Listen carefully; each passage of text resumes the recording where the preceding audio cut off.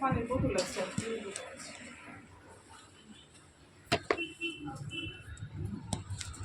Blouse এনেছেন না মাপ না আমি মাপ দেবো, মানে আসলে 5-6 বছর ধরে বলছি না ব্লাউজ শাড়ি কেনা, মানে শাড়ি পরা ছেড়ে ফলস পিকো হবে? হ্যাঁ ফলস পিকো হবে? হ্যাঁ হ্যাঁ, শাড়িটা ফলস পিকো করতে হবে। আচ্ছা, হাতাটা কি করবেন? গ্লাস হাতা? হাতাটা গ্লাস হাতা না ছোট হাতা? গ্লাস হাতা কিরকম? আমি একটা ছবি দেখাবো, ব্লাউজ তুলে নিয়েছি।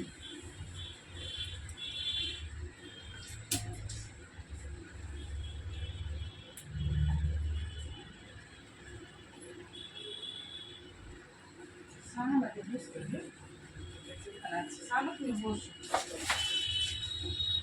দিদি পাশে বসো, মায়েরা বসো।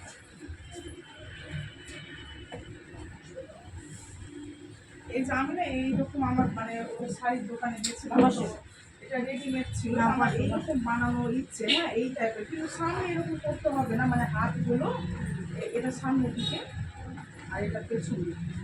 আচ্ছা, হাতটা হয়ে যাবে, পিছন দিকটাও হয়ে যাবে, সামনেটা কি বাটি কাট করবে? দেই কাট করবে না তো? না এইদিকে এখন কিরকম হবে না হবে সাইজ এটা ওই তো কাপড় আসবে না, ওইটা অ্যাকচুয়ালি জিরো ফিগার যাদের থাকে না তাদেরই ভালো লাগে, ওটা বলে দাও। আমার ওটা ভালো লাগবে না, হ্যাঁ ঠিক বলছি, যাদের জিরো ফিগার ধরে যাদের কম ওই জিনিসটা তাদের জন্য ঠিক আছে।